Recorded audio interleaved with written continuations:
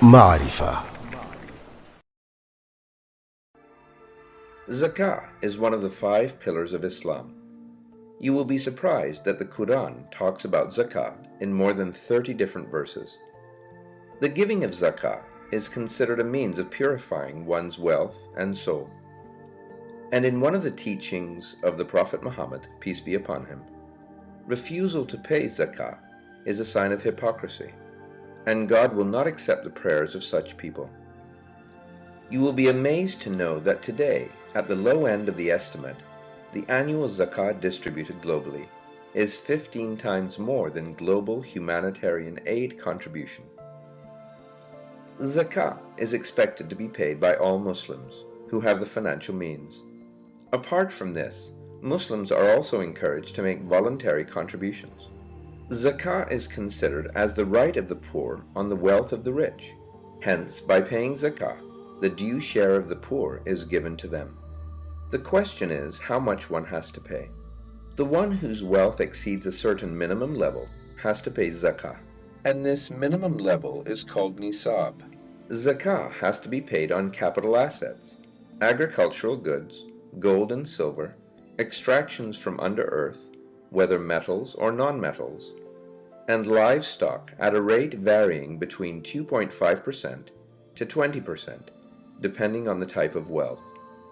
Zakah is paid annually as per the lunar calendar, but the most important thing is that you should be owner of wealth for 1 year.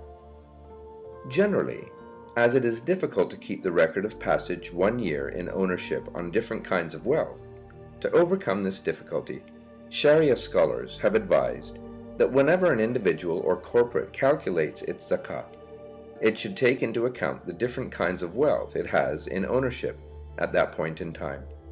For example, if I have received cash last month, and I am calculating my zakah this month, even though 1 year has not passed on the ownership of cash, still I can include that cash to calculate my zakah, provided my other wealth has already reached nisab.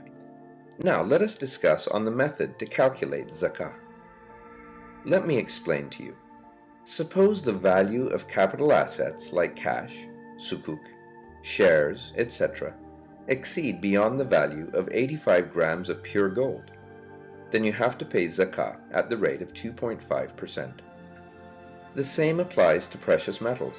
For extractions from under earth, whether metals or non-metals, you have to pay zakah at the rate of 2.5%. Zakah on treasures extracted from the earth is to be paid at the rate of 20% immediately after the discovery. In case of companies, a zakah of 2.5% is to be paid on the value of the capital assets, precious metals, if any, and raw materials, and the goods in the inventory as well as the receivables. Even farmers have to pay zakah on the livestock and agricultural produce, like camels, cows, and sheep. Now, if a farmer owns 5 to 9 camels, then he needs to give 1 goat as zakah. The quantity limit varies for cows and sheep. If the farmer produces anything which is more than 653 kilograms, then zakah needs to be paid. On non-irrigated land watered by rain, 10% of the produce needs to be paid. On irrigated land, 5% of produce is to be paid. For the zakah on agricultural produce, the 1-year period shall not be applicable.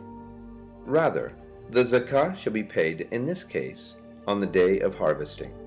A general question which you may have is, do you also pay zakah on personal assets like house, vehicle, clothing, furniture, etc.? The answer is we do not have to pay zakah on these items. But if you have a land and you have rented, then you have to pay zakah on the rent received. If the purpose of the land is to sell, then the zakah is paid on the value of the land. Marifa.